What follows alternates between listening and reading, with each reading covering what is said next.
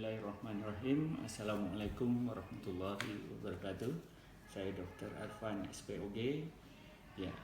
Kali ini kita akan coba berbicara tentang proses kehamilan dan apa-apa yang harus diperhatikan oleh seorang ibu yang sedang mengalami proses kehamilan itu.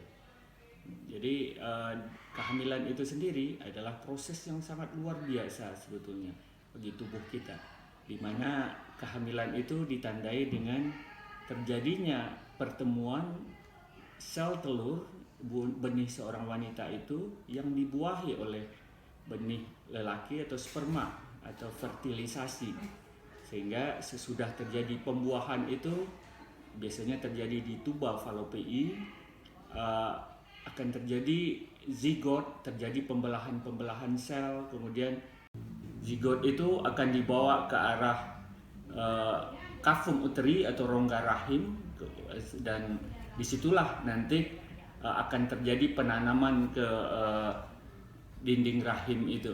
Terjadi penanaman, kemudian proses selanjutnya janin itu akan terjadi perkembangan, dan janin itu akan berkembang di rongga rahim sampai nanti sampai cukup bulan nantinya. Dan biasanya saat proses kehamilan itu ditandai dengan adaptasi tubuh seorang ibu itu terhadap kehamilan itu sendiri. Akan terjadi perubahan-perubahan hormonal yang terjadi pada tubuh seorang ibu hamil itu. Akan terjadi peningkatan hormon HCG yang menyebabkan kadang-kadang si ibu itu agak mual, lemes, dan kadang-kadang muntah juga ya. Dan di awal-awal kehamilan. Dan itu biasa ya, dan kadang-kadang juga proses psikologis bagi si ibu juga ya. Kadang-kadang si ibu yang tidak mengetahui tentang proses kehamilan itu, sehingga itu merupakan hal baru bagi dia, sehingga secara fisikis dia belum siap untuk menerima kehamilan itu juga akan berpengaruh pada keluhan-keluhan yang akan ditimbulkannya. Dan saat wanita itu hamil, yang perlu diperhatikan ya, saat kontrol ke dokter, kita harus pastikan dulu bahwa sesudah terjadi kehamilan, sesudah dites kehamilannya sudah positif, ya dia harus kontrol untuk menentukan USG untuk trimester pertama itu. Pertama, untuk melihat apakah kantong kehamilan itu berada di dalam rahim atau tidak ya. Ada juga kadang-kadang kehamilan yang di luar rahim ya. Kantong kehamilan itu tidak berkembang di dalam rongga kafum uteri, sehingga itu juga akan membahayakan. Kemudian untuk trimester pertama kita juga harus kontrol untuk menentukan apakah kantong kehamilan itu berkembang dengan baik atau tidak.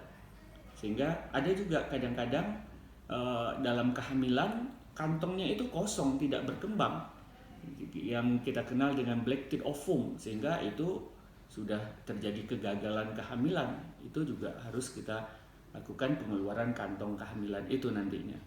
Dan itu yang penting pada trimester pertama. Pada trimester pertama itu ya terjadi sebetulnya organogenesis ya, maksudnya terjadi pembentukan organ-organ janin itu sampai 16 minggu usia kehamilan itu. Sampai 16 minggu itu nanti organ-organ janin itu sudah sempurna nantinya. Sehingga di trimester pertama itu yang harus diperhatikan oleh seorang ibu, tentu dia harus menjaga makanan dan obat-obatan yang dia makan. Jangan lakukan memakan makanan sembarangan dan juga obat-obatan, karena bisa berpengaruh pada perkembangan janinnya. Dan itu yang membedakan antara ibu itu sedang hamil atau tidak hamil. Kalau dia sedang hamil, ada janin yang sedang tumbuh di dalam rongga rahimnya nantinya. Itu bisa berpengaruh dari makanan dan obat-obatan yang diminum oleh si ibu.